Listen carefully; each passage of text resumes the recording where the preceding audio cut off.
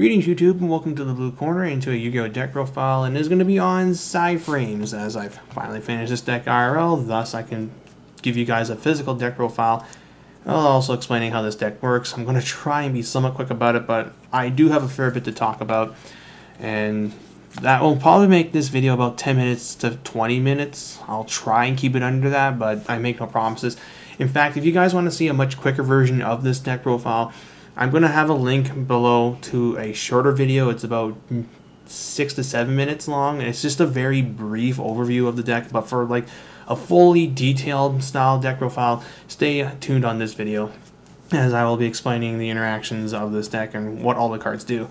As a side note, there will be no episode of Last Week in Yu-Gi-Oh! For this week, as there just was not a good opportunity to shoot a video with the other guys, and I don't really want to do this episode by myself as it involves a lot of spoilers and just general good information. So with that being said, let's get started with the PSY-Frame deck, which is based around this guy, PSY-Frame Driver, a psychic monster who fights against the forces of security with lightning attacks. So I guess this makes him a psychic electric type monster. Yeah, there's a reason why I have the Gallade mat out. It's because it's a psychic deck and slash thunder deck. And yeah, he's a level 6 vanilla, 2500 attacks, pretty decent. So he's a summon skull, except he's psychic, so he has access to psychic support. And we will get to those as we get further down the deck list. Then for the actual deck itself, 3 copies of PSY-Frame Gear Alpha. If your opponent summons normal or special summons a monster while you control no monsters, you can summon this in Driver. You summon this from your hand and Driver from your hand deck graveyard, and then you add a PSY-Frame card except itself from your deck to your hand. Then we have 3 copies of PSY-Frame Gear Beta. This is used in response to your opponent's monster attack while you control no monsters. Negate the attack, kill the monster, summon this thing and Driver, and end the battle phase. Then 3 copies of PSY-Frame Gear Gamma. If your opponent activates a monster effect while you control no monsters, you negate that effect, kill that monster, summon this thing, and summon Driver from your hand deck graveyard. And then lastly, 2 copies of PSY-Frame Gear Delta. This one is used in response to spells, so you negate the spell, kill the spell, summon Driver, and this thing from your hand. And yeah, that's basically what these things do. They all have the gimmick of you have to have no monsters. They also have the gimmick of your opponent has to make a play for you to make your own play. And then they also have the gimmick of whenever you summon them from the hand through their effects, you banish the card and the Driver at the end of the turn. So if you're keeping track, this means that you have at most 3 opportunities to use these things until you end up running out of drivers, as if you have no drivers in your hand, deck, or graveyard, you can't play any of these card effects. But the PSY-Frame deck does run cards to work around this, and we will get to those further down the list. But as far as the supporting role goes, since you aren't doing anything on your own turn, Card D is ridiculously good in here. You draw 2 cards, clear up your board, end your turn, and get more hand traps, because this is hand trapped deck. Now, another thing is that since you aren't doing anything on your turn, your opponent can dictate what you do by doing nothing on their own turn. Thus, what can a PSY-Frame deck do when your opponent decides to be absolutely passive and just do nothing? Simple. You run cards that allow you to be aggressive on your turn, but also let you clear your board. Options include Wind Up Rabbit, who I think is a bit too weak for this. 1400 attack's not going to do it, especially if they set like any passable defender monster. You have the Yosenjus, which do allow you to be way more aggressive. You get to attack with a whole bunch of 4s, make rank 4s, which is great and all, but you have to run multiple Yosenjus and Tanky, which can clog up your deck space, which I don't like. There's also Evil from Thunderbird, who can get himself out of play, but he's not as good as Wind Up Rabbit in that you have to activate a card for him to chain to in order to get him out of there. Otherwise, he'll just sit there and do nothing. So instead, I'm trying out 2 copies of Doom Caliber Knight.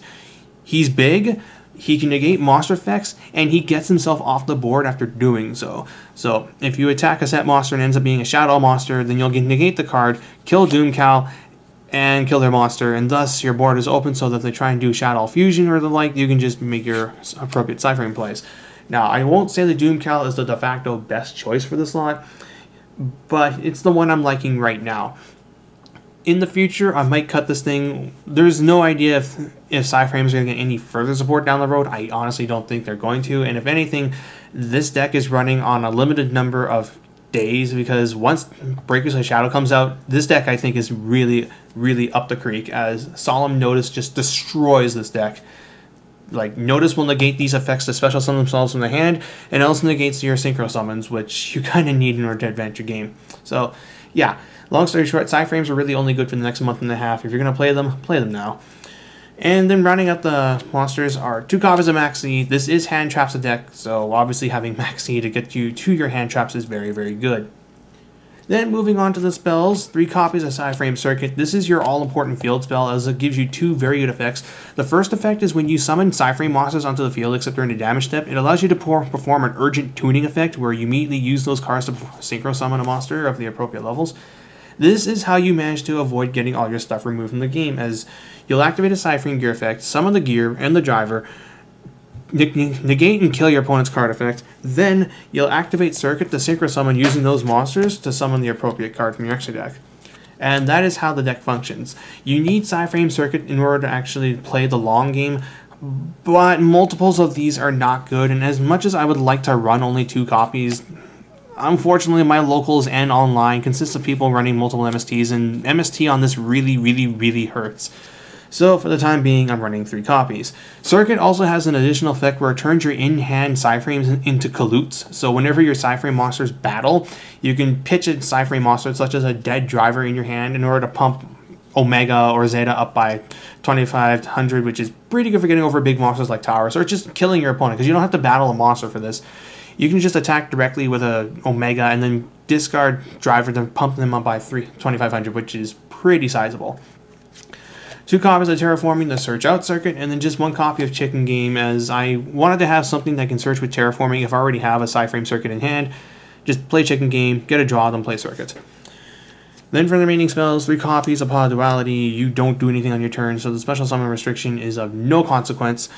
Then 2 copies of Psychic Field Zone. This card is an oldie from Extreme Victory, and that it allows you to take a banished Psychic monster and Psychic non-tuner monster, return them to the graveyard, and then special summon a Psychic type Synchro monster from your extra deck in defense position of the matching level, of the appropriate levels. So, yeah, if you activate a PSY-Frame gear and they get banished, but you didn't have a field spell, you can use Psychic Field Zone to Synchro summon an appropriate monster. Most of the time, it's going to be PSY-Frame Lord Omega because this effect is ridiculous.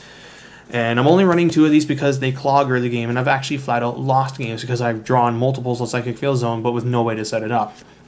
Instead, I'm running 1 copy of Psychic Path, which can let you grab up to 2 remove from play Psychic monsters by paying 800 to life and adding them to your hand. So it helps you get back monsters you may have banished off a PSY-Frame gear summon, and it allows you to continuously feed your all-powerful trap card, which we'll get to in a bit. But first, 1 copy of Soul Charge.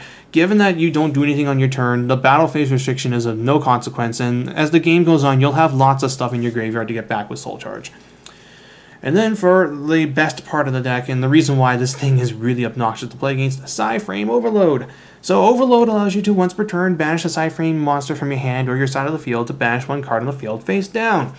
Face down banishing is the strongest form of removal in the game, as you can't interact with a card that's been banished face down, so you can't get it back with Cosmo Town or DDR or Levier. So if you banish a Cosmo monster face down that can be banished, like Farm Girl, that's it. That is it. They can't get that Farm Girl back with Cosmo Town and other cards of that level. And there's more. If this thing is in your graveyard, except during a turn it was sent there, you can remove it from the game to add any PSY-Frame card except itself from your deck or your hand. So if you already have an Alpha in your hand, you can just remove this from the game to grab a field spell, or you can grab a field spell, or if you already have a field spell, you can add Alpha. Or if your opponent is making a big push, you can just banish this to add Beta to your hand so you can live and get into the next turn and try a field zone or something. So Overload is ridiculously good, and it's just like, it punishes your opponent for just MSTing your face downs, because if they MST this, great, you get a search, and you can put it back into your graveyard through the effect of your Synchro monsters. Then for the remaining cards, Bottomless Trap Hole, Eternal Tribute, Good One-Ofs, and then Jar of Avarice to recycle cards.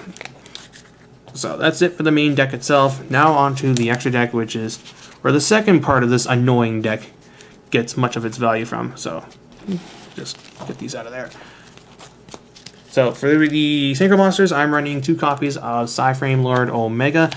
Omega has 3 effects. The first one is during either player's main phase, once per turn, you can banish him and a card from your opponent's hand at random face up. And then during your next standby phase, Omega and the card return. Then, during your opponent's standby phase, Omega can put 1 remove from play card back into the graveyard. And then, if he's in the graveyard during... is it your turn during either player's turn? Let's see. hang on a sec. Yeah, okay, never mind. Just had to double check on this one. Okay, yeah, if he's in your graveyard during your turn, you can return one card in either player's graveyard into your main deck and this guy into your extra deck. So it's a good disruption card, and it means that even if this thing eventually gets killed, you can just put it back into your extra deck and use it again later. And the fact that he can return banished cards into the graveyard makes having two of these in play really dumb, because you can just have Omega banish a card from your opponent's hand face up, and then during their standby phase, you can just have the second Omega put that into the graveyard, thus getting it out of play entirely, and then you can banish him to get another card in the hand. It allows you to reuse PSY-Frame overloads, it allows you to reuse Infernoids and zombies, and it's just a really good card. Then 2 copies of PSY-Frame Lord Zeta, your level 7 PSY-Frame monster. His effects is not as good, but still passable. Is once per turn during either player's turn, you can banish himself in one face-up attack position special summon monster until your next standby phase. And then if he's in your graveyard, you can return him to the extra deck and a PSY-Frame monster from your graveyard back to your hand, or rather any PSY-Frame card from your graveyard to your hand.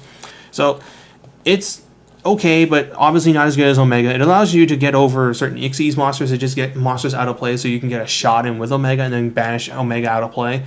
And if you ever get multiple Z's in play, then, or rather, yeah, if he goes into the graveyard, then you can just recycle cards. But nah, it's Omega that will be helping you win most of your games. Then for the remaining Synchro monsters, 1 copy of Colossal Fighter for getting over 2800. There's like Colossal, hang on, Cosmo Forerunner. There we go. Wow. So getting over cards like that, because you can just beat over a Forerunner. He comes back, the Forerunner summons Farm Girl, then you just beat over the Farm Girl, or what have you. 1 copy of Thought Real Archfiend is a level 8 Psychic Field Zone target, and its effect is pretty good. Scrap Dragon, you can pop itself to pop up your opponent's card, thus opening up your board. Stardust Dragon is used to protect your sided-in cards, such as Imperial Iron Wall. Iron Wall does slow this deck down, but against certain decks it's even stronger, so Stardust can allow you to protect Iron Wall, and it contributes itself off the board, and if need be, you can just keep it in the graveyard. 1 copy of Ancient Fairy Dragon, the 3000 defense is pretty relevant when you're summoning it through the effect of Beta, and you can just use it to effect a special summon a level 1 PSY-Frame monster from your hand in order to synchro summon into a level 8. 2 copies of Black Rose Dragon. The applications of negating an attack with Beta after your opponent's overextended and blowing up the board is very real. Dark Strike Fighter, it's a level 7 you can make off a circuit. You can then tribute it to burn your opponent and open up your board. Psychic Life Transfer is a field zone target, and it can remove psychic monsters from your graveyard in order to have you gain life, setting a field zone, and Omega's return effect, and Psychic Path. 1 copy of Yasi, it's a level 7 Scrap Dragon in this instance. And finally, 1 Mecha Phantom Beast Dracosac, which you can make with 2 floating level 7s. You can then tribute Dracosac to pop a card, and if you made it with 2 Overload, with 2 Zetas, you can return those Zetas to the extra deck and just grab 2 PSY-Frame cards from your graveyard. So that's it for the deck itself. It's rather obnoxious to play against, but you can play around it to some extent. The fact that you have to, the PSY-Frame player needs your opponent to make a play in order to do something means that you can try and just be passive, set yourself up so that you can bait out a negate with, say, Alpha or something. You can bait out a PSY-Frame monster and then you go off, because unless they immediately synchro summon with Circuit, they can't do anything while their gear and their driver are in play, and thus you can just like combo off and then attempt to kill them. Cards like Armades are also very good, and that if you shut off PSY-Frame Beta, then that means you can just OTK them. Odd Eyes Meteorburst Dragon will be a problem for this deck, and just shutting off hand traps in general are also very good. So Debunk hurts this deck, Mind Drain hurts this deck, Vanity's Emptiness obviously hurts this deck, and I've already talked about Solemn Notice being just brutal against this deck, and everything's going to be running 3 of that, so I think this deck will eventually fall out of play after December, so I'll probably try and get rid of it by then. But yeah, that's the deck itself. I hope you guys enjoyed this, and until next time, this is Blue Star 89, jacking out.